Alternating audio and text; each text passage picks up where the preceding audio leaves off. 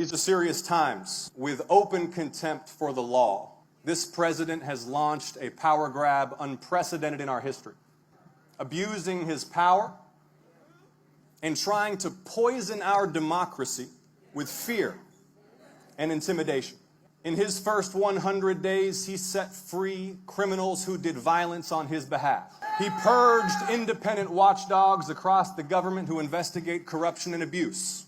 He stacked the most powerful offices with personal loyalists and then called on those same loyalists to investigate and prosecute his opponents. He's undermined the freedom of the press. He's retaliated against lawyers who have opposed him in court. He's defied and threatened federal judges. And he's given massive and unaccountable power to the richest man in the world who spent $300 million to elect him president of the United States. This is not a drill. This is not a bad dream. As citizens, this is the test of our lifetimes. Maybe right now you feel surrounded by darkness. You might be a little numb. You might be wondering if there's a way out. We don't have the luxury of despair because there are so many counting on us. Children and pregnant women who rely on Medicaid. Veterans who have earned their care and benefits. Children in our public schools. Cancer patients counting on the next big breakthrough. An entire world hoping the United States has not given up on freedom. Are you ready to fight? Are you ready to fight? The truth is, beyond personal revenge, there's not much to this president's agenda. It's tax breaks for the rich and rounding up immigrants. That's the whole program. That's the whole agenda. Will your family's life improve because our military bases become prison camps for immigrants? When Medicaid covers nearly half of the births in our state, 2/3 of all seniors in nursing homes, 40% of children, will your family's life improve because they gut Medicaid?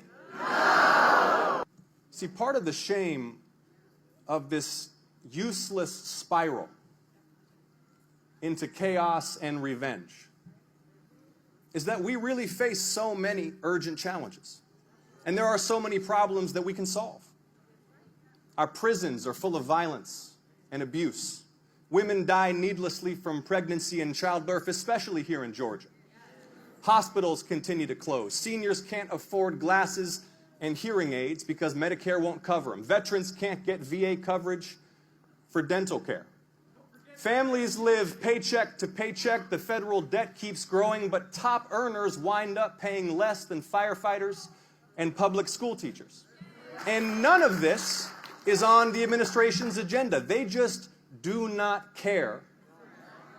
They do not care. Trump's cabinet is worth like $60 billion. That's not even including Elon. They are literally the elites they pretend to hate. When is the last time you even heard Donald Trump talk about health care? He's talking about invading Greenland. And then on top of the chaos, you have the corruption. It was just reported that dinner with the president at Mar-a-Lago is on sale for just $5 million.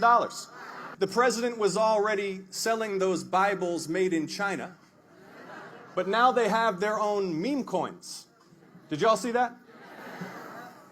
They literally stopped enforcing the law that prohibits bribery of foreign officials. Secretary of Commerce is pumping up Tesla stock. The White House has been converted into a Tesla showroom, while Elon's money is what keeps Republican senators in check. The truth is that corruption in America runs a lot deeper than Donald Trump. He's not just a beneficiary of it. His rise is a symptom of it. Citizens United was the most destructive court decision in modern American history. See, this is why so many have lost faith in our system. Because the system really is rigged. But Trump's not unrigging it. He's re-rigging it for himself. This is why things don't work for ordinary people. It's not because of trans kids or woke college students. It's not because of our new arch enemy, Canada.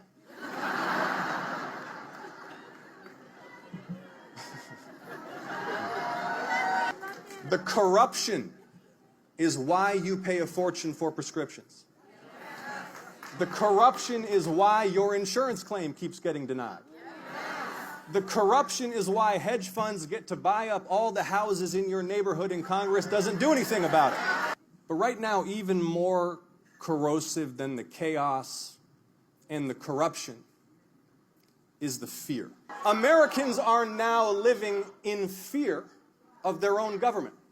And it's not just here at home.